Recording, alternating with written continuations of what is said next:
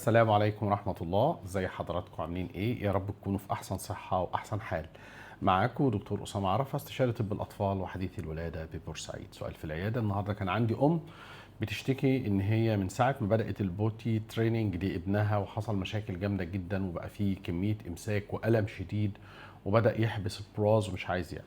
الموضوع ده موضوع حساس جدا، ومرحلة الانتقال من خلع البامبرز او الدايبرز لما نبتدي نشيلها للطفل، هيبتدي هو احيانا بيكون مش مستعد قوي، فبياخد رد فعل غريب ان هو بيبتدي يحبس البراز ويبتدي يكتم نفسه.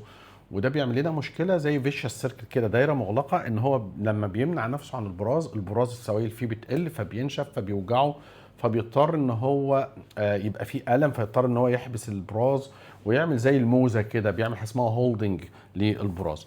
طيب احنا نقدر نعمل ايه؟ في حاجات مهمه. اختيار التوقيت مهم جدا بالنسبه لبدايه البوت تريننج. يعني المفروض ان الجو يكون كويس ومناسب، وسنه فوق السنه ونص سنتين، واحده واحده، وبنبتدي واحده واحده، ما نجبروش على الموضوع، ما بنشدش عليه خالص، ما بنعملش ضغط عليه نفسي قوي، على مهله واحده واحده، وبنبتدي نعلمه.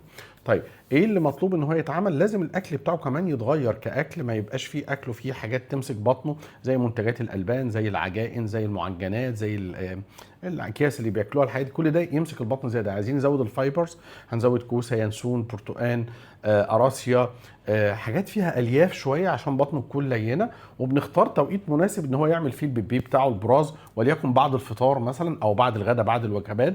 ولازم يبقى قاعد على حاجه رافعه رجليه ورجليه مسنوده ومش بيعاني. ولازم اشجعه على الاكت نفسه حتى لو ما عملش، اشجعه واكافئه عليه، ده مهم جدا جدا جدا جدا. وفي نفس الوقت احاول اخلي البراز سوفت عن طريق زي ما قلنا الاكل وكده، ما يبقاش فيه حاجه في البراز بتؤدي ان هو يبقى ناشف. مفيش داعي انك تضغط عليه نفسيا او تعاقبه او تشد عليه. في ناس بتعمل تصرفات غلط جدا مش مقبوله عن طريق العقاب المباشر لو ما عملش او عمل على نفسه. وواحده واحده بشجعه، يعني اديله ثقه كده، واحده واحده. في طرق تانية ساعات بنتبعها لتعليم البوتي، ان احنا بنعمل سيموليشن وبنجيب دبدوبه صغيره او لعبه ونخليها تعمل، ونشجعه، وفي نفس الوقت يشوفها وهي بتعمل، ونقعد نتكلم عليها انها شاطره وبتعمل وكذا، من غير ما نقول له اعمل زيها، عشان ممكن يقول لك لا انت وهي اعملوا ما فيش اي مشكله.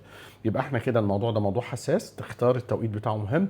اختيار ان انا اقعد بعد الاكل مباشره ده مهم جدا. ما نطولش في القعده، اذا عمل ما عملش خلاص، نحاول نديله حاجات فيها اكل ملينات وحاجات فيها الياف.